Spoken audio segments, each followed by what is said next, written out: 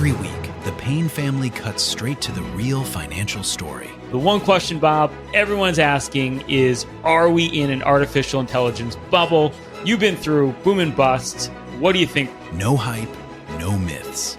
Just what actually matters to your money. Does feel very similar to what we experienced in the 90s. Where are we, though? Are we in 1995, 1997, 1999? Listen to the Pain Points of Wealth on the Red Apple Podcast Network. This episode is brought to you by Nespresso. Gift magical mornings with Nespresso Virtuo Pop. Compact and stylish, Virtuo Pop is made to meet every morning coffee craving. From espresso to coffee, hot or iced, at the click of a button. And celebrate the season with Nespresso's limited edition coffee flavors. Sweet almond and hibiscus, cinnamon and candied tamarind, and festive double espresso. Magic in the making. Shop the holiday gift collection exclusively at Nespresso.com. Well, we're 4 days away from the new year. It's Sunday morning, and with us today is Steve Forbes to give us his economic view for the new year. Well, Steve, what the heck do you think? Well, the ingredients are there for a good year. The big, beautiful bill, the depreciation, all the write-offs there will kick in.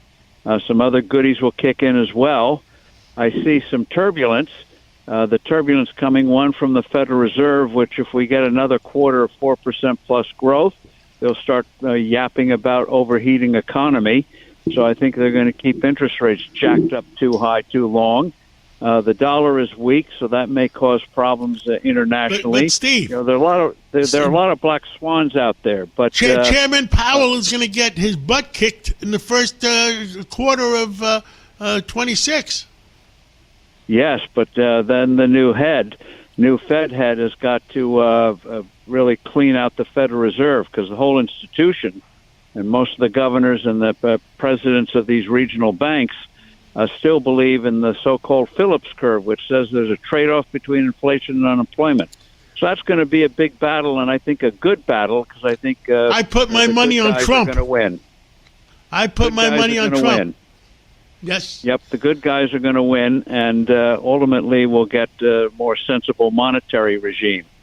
And who knows what our friends, I shouldn't say friends, who knows what black swans are swirling overseas. But I think the Supreme Court is going to throw out the tariffs, the ones that the president enacted through executive orders.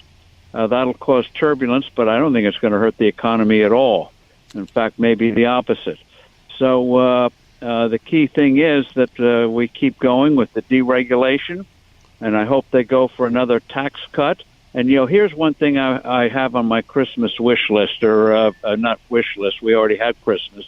But for the new year, I hope the Treasury Department dusts off an idea that was back in the 1990s, John, and that is to decree that there's a legal case for it, that capital gains must be adjusted for inflation. So when you sell an asset, whether it's a building or a stock, you don't pay capital gains tax on fake gains.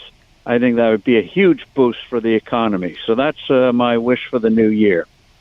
Well, that's a good thing. If it's fake gains, you shouldn't pay the tax on it. That's right. And if people have held an asset, especially housing, be great for the housing market. You've held a house for 10, 20, 30 years.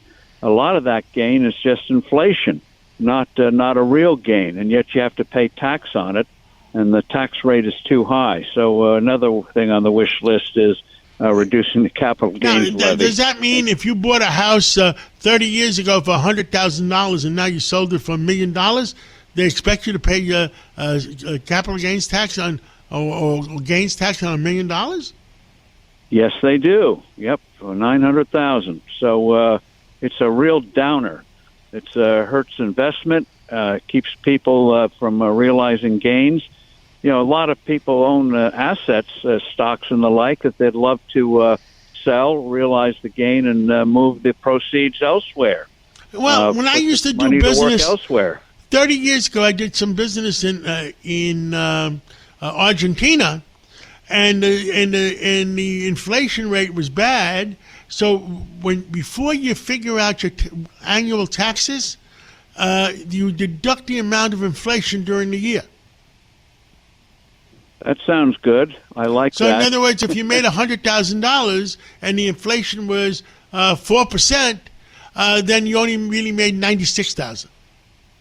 That sounds like a good deal. Why pay tax on fake gains? All it is a big fat tax that hurts the economy. We know high tax rates hurt the economy. This is a backdoor way of taxing capital, which Yes. hurts economic growth. Well, it makes common sense. You deduct the amount of inflation, whatever the inflation was that the government talks about, deduct it from the gross amount of your income.